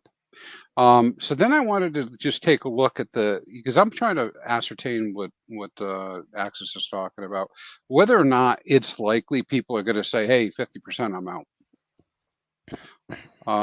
And just how many of those people are willing to do that. And so the average emergency end stake, the people served 36% of their commitment, and the median, which is half below, half above, is 30%. Wow. So it's lowish. It's lowish, but I mean, I guess you'd expect that. But it's not that far from 50%. So and every day that goes by, we get closer to that 50%. And so it's quite possible we may see some activity. So I wanted to look at just the nuked miners. I know we all see those nukes and they pop up, particularly when they're big, but it's really been a very small percentage. Less than 1% have been nukes. And and typically those are like really new people. They just didn't figure it out. They pushed the wrong button. I mean, I remember when I almost nuked an entire stake. I mean, I did virtually end it and lost, a lot of hex because I just picked the wrong one. So things happen like that. Right? How are you defining nuked versus early end? I'm saying nuked as in 0% back, nothing. You got nothing. Okay. You got nothing. Right. That's like a complete nuke. Okay. So those could be people who were hacked or didn't understand. Right. Yeah, it could be that. It could be that. And then I went to look at the ones that, just a little redundant, but I looked at the ones that weren't the nuked ones because that helps me with making sure the numbers are right. And so if you look at all the ones, so the nuke ones, I figure, somebody didn't understand or they weren't looking to get in at all, right? They just weren't committed to the hex system and they're out, right? So I took those out of the number. So if I exclude the nukes and I say, well, somebody got something out of it. Well, the people who got something out of it, on average, you can see they're just a little bit higher, 37% and 33%. So the average progress, 37%. 33%. Then went a little further to look and say, okay, well, how many of these guys waited for 50%? We had 20,000 stakes. So somebody actively, I don't know if it was active or not, that may have been after the fact, but they didn't emergency end stake until after 50%. And the average of those is 73%. So we do have a good selection of people out there who are willing to consider emergency end stake. And the median in this case is very close to the average. Interesting. And yeah. And so boiling all this down, it gets us over to this chart, which I'll pull up on the screen first of all to see. Where what I really did with this is what took the most time to kind of nail down and work out. So remember this chart in gold that we were looking at on the other page with the gold bars? Yeah. Those are the same figures, right? What's the red? So I went through and calculated and this isn't as simple as it sounds, not just simply move everything up because we have many, many different dates, but I determined the 50% progress point for every open stake and I recast it. And so look at how these bars of TShares in gold that were out at 20, 29, 30. In red, they've moved way up. This is the 50% mark, this big, huge candle. Now, so don't anybody take this as FUD. Bro, the alpha's bleeding out your earballs right now. Yeah, but I mean, this is 2.3 million TShares in 2024 that could be removed if we had a emergency end stake event and a huge capitulation on either chain. And if they're not done then, they'll still be over 50% the next year. And in 2000, this is why some people in the chat are kind of talking about this as well.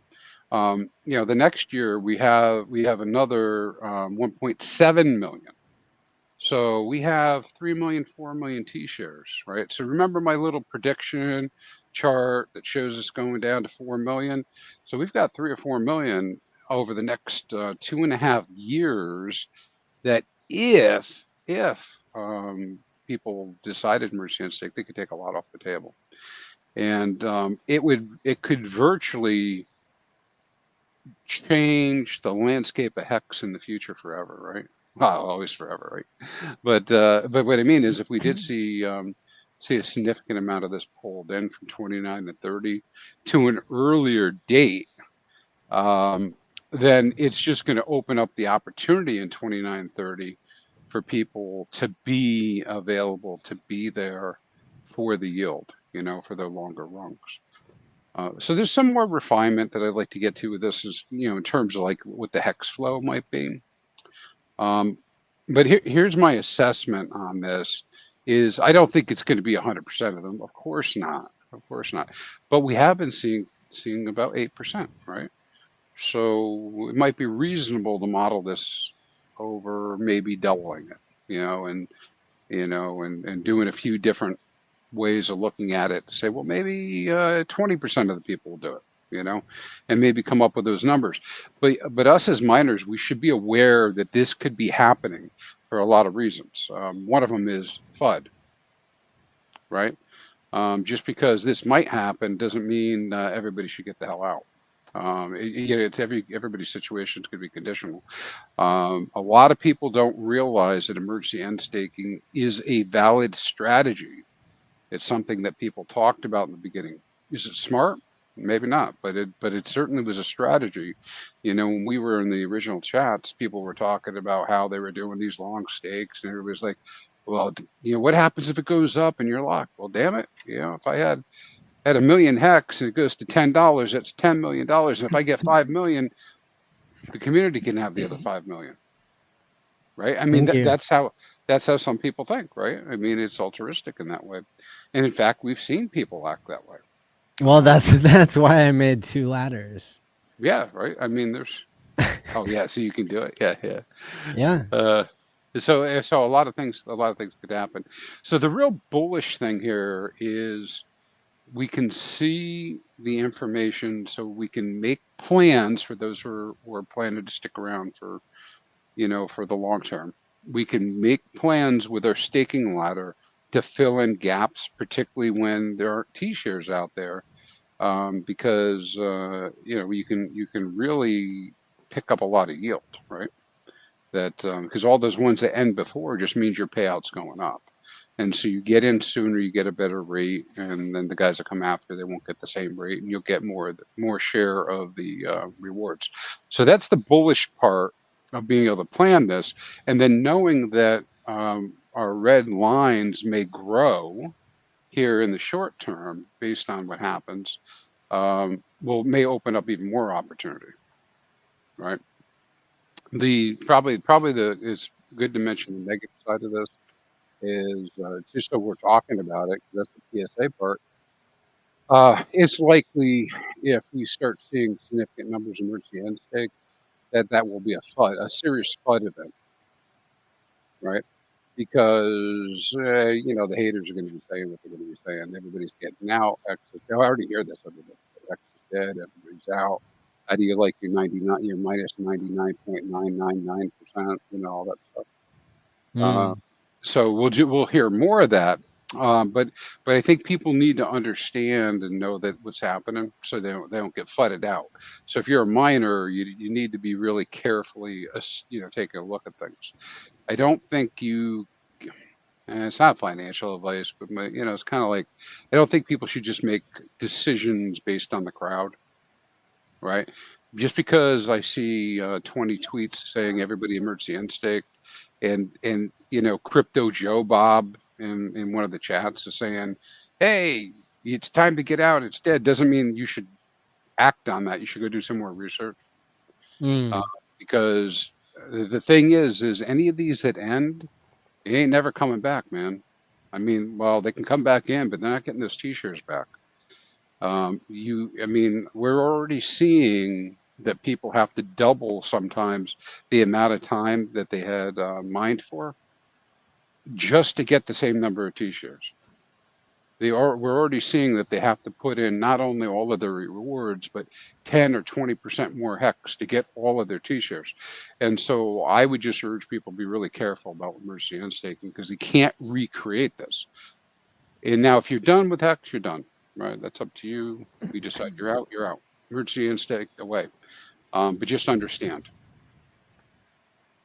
Just understand. Crispy low key fudding people out. No, man, I'm trying to. I know. I said that because I'm afraid. I'm afraid to talk about these subjects sometimes. Not really. I do. No, they're valid. Those are all valid. I mean, I was as you Bring were the haters. Bring the haters yeah, right. on, man. Bring your haters Come here to on. die. It's like Well- I think like some of the stuff that was kind of popping to mind as you were speaking about is like, I mean, I don't know. I was like kind of hesitant to even bring it up because it's almost like adding speculation on top of speculation. But if you look at our all-time high, right, September of 21, there were factors in play that people may have not anticipated that most definitely affected people's staking behavior, buying and selling behavior, and it was pulse chains coming, and it's 4 weeks away or whatever, right? Yeah.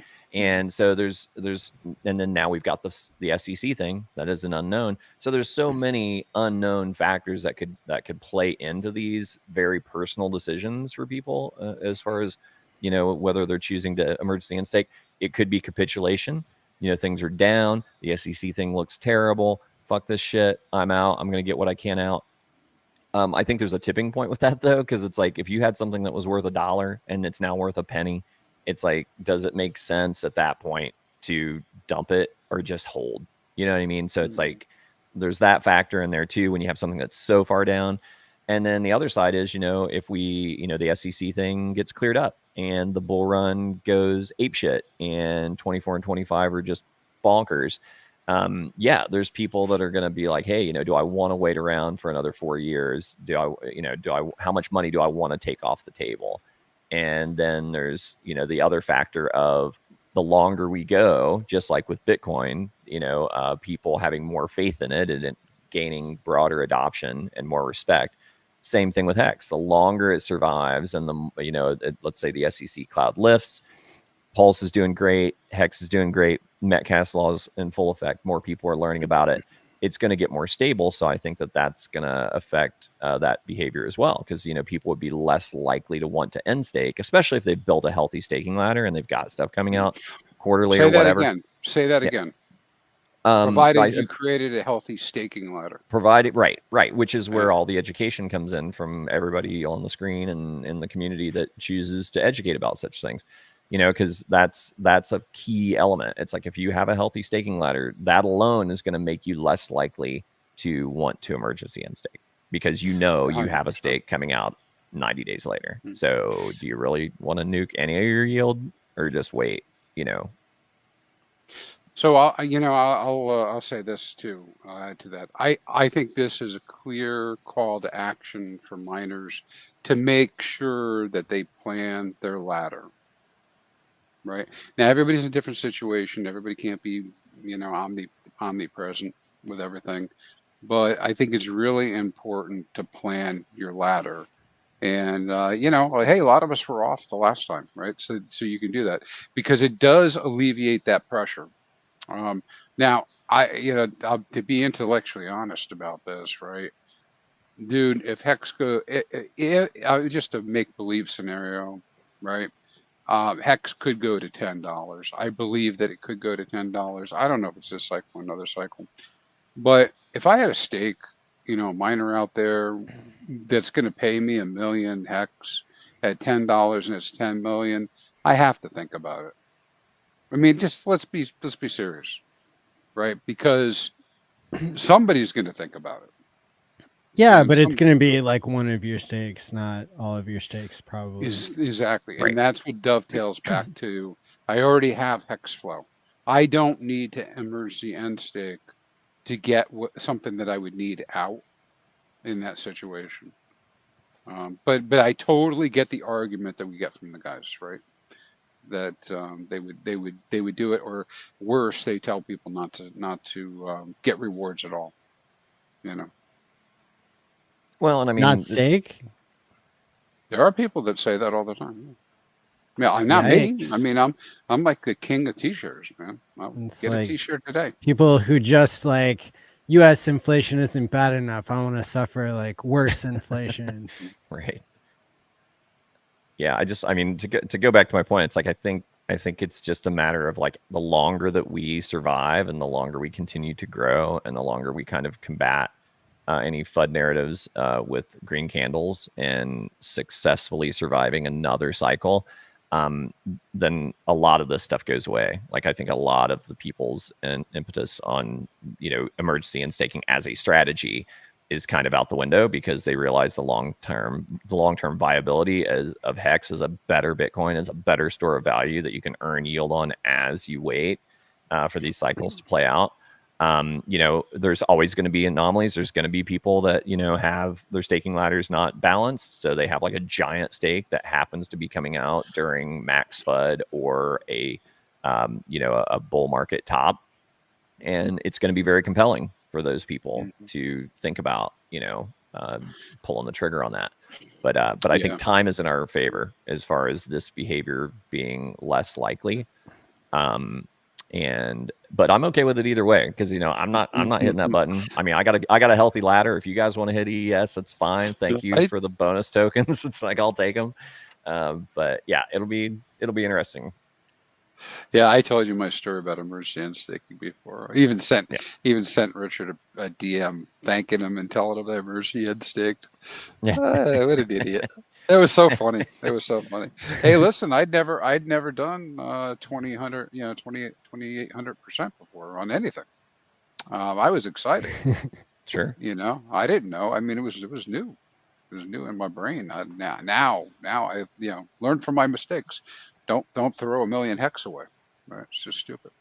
Right? Good. It wasn't worth $10,000 then, or $5,000 or whatever. Yeah. Now the funny part, the unseemly stuff, is here you're Toby. Like, I'm okay with whatever happens. All right, because I've been telling people every day for months, right, about TShares. I'm okay with whatever happens. If people want to listen, that's great. They don't have to. They do whatever they want. They can stay liquid or whatever. But I have my fishing net set up, and I'm going to catch all of that yield that comes out from this stuff, right? I'm going to be there. I'm going to be there. Like hungry hippos, right? That's right. Yeah. Give it to me. I'll take it. Axis, what do you think of all this? I think there's a lot of game theory here. I would expect that, closing thoughts on all this is that, man, what do I want to give away? This cycle can play out like predictably or it cannot. I think we can predict one thing. People expect Hex to drop 99% again. And so their actions are going to reflect that, at least on the first surge higher in prices. So whether that's 10-cent Hex or 20-cent Hex, expect a ton of emergency end stakes and a lot of people getting made whole for years of losses. And then maybe after some time of accumulation up in those zones, we can actually set up for a bigger move leading into the middle or later stages of the bull market. And I think during that time frame, you may see people emergency end stake and they may sell, but the amount of money flowing in is going to eat up those sells, and then they're going to buy back, and then this cycle is going to start to self-compound into like a massive bull market blow off top for Hex. And any good movement in PHEX,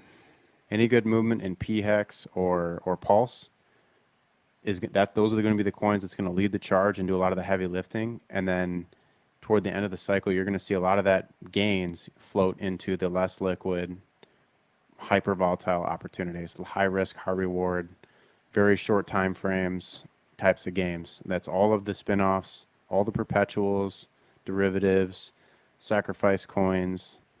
That stuff's going to have a run of its own later on. So in terms of EESing, a lot of valid points in there. I expect EESing to pick up this cycle, and you have to, this is a 3-cycle game. If you've been in for this past cycle and you've had stakes in the whole time, those guys will be the biggest winners, and no one's ever going to probably top them in terms of yield for Hex if they wait it out for the full 3 cycles, right? But after those 3 cycles, I think I envision a world where Hex and Pulse gets like really adopted and is used as a yield mechanism, because billionaires are going to make it valuable and create a market here where there is just a bunch of dudes on the internet trading coins right now. Eventually, so much money is going to flow in that people are going to be able to use it as an actual tool. Like if Hex creates price floors at 20 cents or 50 cents, there's a tremendous value there for people to DCA it on a regular basis and stake it on a semi-regular basis. And just, even if it's just a couple grand every 6 months that somebody can put towards a car payment or whatever it's going to be, that's what I envision for this, is like, it's just helping people a little bit further along in their journeys of everyday life. We're lucky because we get to be early and realize all the mad gains on the way to that reality. Trustless yield. Now, do you see a possibility, because I'm not as familiar with how the liquidity changes over time, do you see a possibility for Hex to do a different run than Pulse and PulseX does? Do you see what I'm trying to ask? Like, yeah, I mean, because on one hand you've got Hart's Law, and then on the other hand, I guess stuff hasn't been moving perfectly linearly together. What's your take? Yeah, so the only data we really have to go off of is Hex and ETH and their relationship. So they were bound by Hart's Law in the early days of Hex, so that typically what would happen is Hex would make a moonshot, and then people would extract their value into Ethereum, and then Ethereum would pump, and then they'd take some of those gains and put them back into Hex, which was super discounted. Remember, there was tons of 80% drops in Hex. So there was like this huge volatility that had made it a great opportunity for people to multiply their ETH positions. And so if it turns into one of those situations again, then you could see P-Hex and, for example, and Pulse play counter to each other during different phases of the cycle, where Pulse takes the lead, then P-Hex takes the back seat, then they reverse roles for a while. And they'll just like slingshot each other further and further up as they both head through this bull market together. The alternative is just that maybe they just go up together because they're so closely bound by all their liquidity. But I actually tend to think that that's only more true for Pulse and PulseX because of how much liquidity binds them, and because of a similar supplies, and because of a similar user base. So I think that they're going to find like a set ratio, and they really will ride together. Do you see that ratio being similar to what it is today, or different?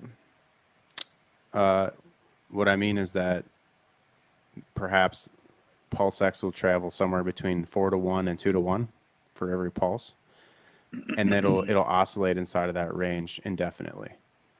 But it may creep closer and closer to 2-to-1 over like 10 years because of the buy and burn and the supply dynamic. Especially because of how unfavorable it is now. You might actually be able to look on chain and see how many holders there are and how consolidated those coins are in the top holders, which would give it more, if that's true, then that would give it more runway for higher price appreciation at some point in the cycle. Because it's at 4-to-1 now. PulseX to Pulse. Cool. That's exciting because look, we never got to see how the third best invention in the history of crypto stacked up to the second best invention in the history of crypto. And I'm going chronologically here. So like you had Bitcoin solve the double spend problem, best, the foundational invention. Then you had Ethereum, decentralized world computer with smart contracts, second invention. And then you had Uniswap being able to have a decentralized exchange. They never activated any feature to make their token linked to the usefulness of their protocol. It's like the first example of a crypto that just had a duct taped on token to something that was super useful. And so I think people who wanted to value PulseX based on the value of Uniswap compared to Ethereum, they had a poor example to learn off of. It's bad data because it was a duct taped on token. When you had Uniswap, you had VCs that were all up in there. Andreessen Horowitz, right? A16Zs who like architected that whole token duct taping on in the first place. And, you know, they were too much of pussies to actually make it related to the underlying protocol. And so probably for regulatory reasons or something, they had invented a reason to not make it linked to the actual buy and burn, to not turn on that percentage that would go directly into buying and burning. And so I would expect that PulseX finds a value relative to its native chain that's way stronger. You know, it's valuing PulseX way more than Uniswap is valued to Ethereum, simply because because of the buy and burn price mechanism being explicitly linked to the token price. Does that make sense? Mm-hmm. Very much does, and I'm on board for it. And by the way, guys, the Pulse and PulseX and Inc., as I'm looking at them right now, have all broken out of their downtrends, and dare I say, Pulse chain is in the beginnings of a parabola. So it's definitely looking pretty juicy. Amazing. I'll take it. Not financial advice. Let me get my buys in first. Hey, before we go, I did want to give away this copy of The Power of Hex. Yeah. If we could. So if anyone wanted to, I don't know what you want the hashtag to be. Yeah, let me real quick on here and remember how to do the giveaway. I'll put the link unless you got it. So I'm not going to participate just because I don't want it to look fixed. But if someone wanted to purchase this book that you're giving away so kindly, where would they find that? Is that on Amazon? I believe so. I think it is on Amazon. Cool. This is a pre-release copy, so like it was Nice. it comes with all of the flaws of being a pre-release copy. But that's what makes it valuable one day. So there you go. Right on. Well, shit. Maybe I will participate. What's the hashtag? I don't know. The hashtag is Axis. The hashtag Axis. Right on. So I'm doing it. Put that hashtag in there, guys, and maybe you win this book. Let's go. That's right. Yep. Exactly how it's written on screen. Hashtag Axis. A lot of people have been saying that they really enjoyed this stream. And so thanks for being our guest tonight, Axis Alive. You appreciate it, man. It's always a pleasure. And, you know, Crispy and I get to work pretty intimately now these days on all kinds of cool data and stuff. And, you know, so more to come. You know, I'm building every day. Like, I don't know if anyone saw, I launched a useless shitcoin that went to $10,000. So that was pretty crazy. Congrats. That's amazing. Nice. Yeah. So that was something that was the highlight of my week last week. But on top of that, man, we're always building. Like, I got a TA course coming. It's going to be like a 3-week course. So it's like top to bottom, everything I can think of to throw in there, and starting at beginner level and then work you all the way through to some of the more advanced stuff, and even going into a little bit of LP and on-chain analytics. So cool. I'm trying to nail it all down and get it like presentable, and there'll be like online modules with like quizzes and content for you to fill. So there will be homework. So don't take the class if you don't actually want to work at it.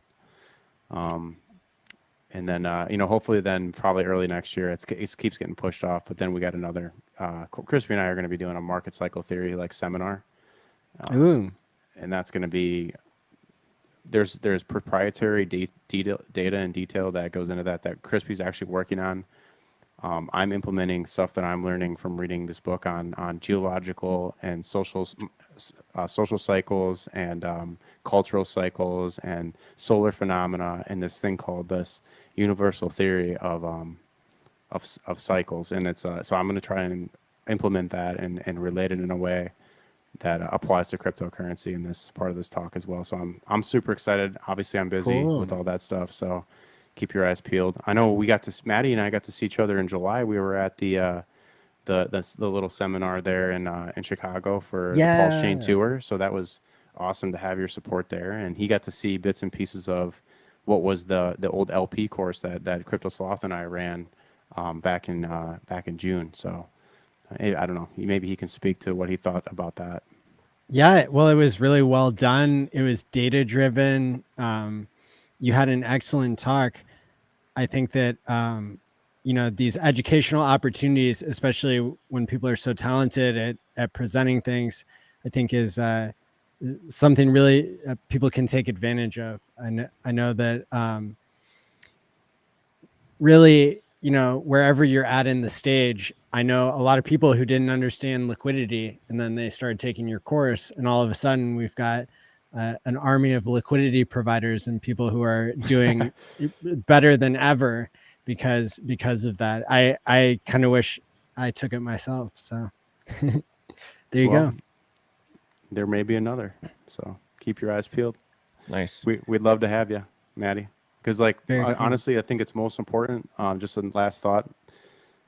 Our biggest bag holders and our most diehard Hexkins, we're underserved in that market of knowing and really having a grasp on the psychology behind markets and how to LP and how to know when to take action and when to not take action, because we were conditioned to just stake it and leave it. So it's probably helpful to know how can we be good stewards of the asset and the chart and not give it away to institutions one day, so freely at like 10 cents or 20 cents, and maybe just have a more strategic approach to exiting and not hurting the chart, or perhaps buying the dip by liquidity providing and buying the chart down, stuff like that. So yeah, we'd love to have you, man. Awesome. And we've reached the magic number of validators, 33, that used to exist. So I'm going to hit the draw button here, and it will StreamYard will randomly choose the winner for the book. Brisology popped up. Uh-oh. Dan Best. All right. Congratulations. Hey, Dan, if you're on Twitter, what's your Twitter handle? Put it in the chat right now so I can add you, and then you can message me, and I'll send this off to you as soon as I can. Nice. Congrats. Man. That's cool. Looking forward to your course, man. I might sign up for that myself. It's always good to add some tools to the toolbox, right? You never know too much. I would say it's necessary, because we need to know what we're doing this cycle when it comes to that, and we need to know what to look for when other smart players are going to be trying to do that to you. So right. Would love for everybody to be more informed on that. So yeah, the LP in particular, because it's there's plenty I could learn on that. It's I've got some fairly healthy LP positions, and I'm just kind of stuck. Okay, I knew going in it'd be a longer term thing, but as far as the ideal time to come in and out, or how to come in and out, I kind of didn't do my due diligence first, so now I'm just in there. Yeah, bag holding, waiting for the pump. Yeah, right, more or less. All right, guys. Cool. Awesome. So, Axis, where can people find you, and other than the description below, for our auditory listeners? Yeah. Well, you can find me on axisalive.com. I post blogs there. Hopefully, maybe we should put an AI on there so people could read them if they can't see them. That'd be a cool idea. You just made me think of. But chart sets are on there. It's a beautiful website. Those come out once a month. I got a private videos section where we do private videos every Monday night for for example, I gotta say this because it was an awesome one. I had Kareem on there 3 weeks ago. Ooh, and we went off for 2.5 hours, and we got to hear it all from Kareem. Oh yeah. Wow. And that one was very well received. So always having special guests, like ChrispyMan and Crypto Sloth and others. And so anyways, that's on Monday nights. And then of course my public streams, I'll be on with RH Max Thursday at I think 5:30. Check my calendar. I think it's 5 p.m. Eastern on with RH Max. Not sure what the content is yet, but be on the lookout for that. And then you can find me on Twitter at Axis Alive. Awesome. And Tobiwan and ChrispyMan, do you guys want to say where people can find you? Yes. Primarily on Twitter or X, whatever you want to call it now, at Tobiwan_Hexobi. And then, of course, here on Tuesday night with you gentlemen on Game Theory Gang. Always a pleasure, gentlemen. Fantastic. Yeah. Hexfire IO here on YouTube and also on the Big X, Hexfire IO, or you can just go right to the website, hexfire.io. Come over to the YouTube and check out some of the streams. I'm trying to be the guy who talks about TShares every single day because I keep hearing people say nobody's talking about TShares. So I got to get loud. There's one I got to guy get that loud. is. He's down there. Hey, That guy over there. awesome. And I'm still streaming every Tuesday and Thursday night, Hex Therapy Live. And you can get a hardware wallet in the link in the description below. I'll probably be putting my DeLorean up for sale this week. So look out for that. And until next time, stake wisely, my friends, and peace Some out. Mexican should buy that. That's right. See you Put it guys. in the museum. Yeah, right. Sell it to a Bitcoin maxi and then go buy the dip. Wah, wah, wah. That's right. All right. Thanks, guys. I'll buy it You're back up. with my dip. All right. Peace out.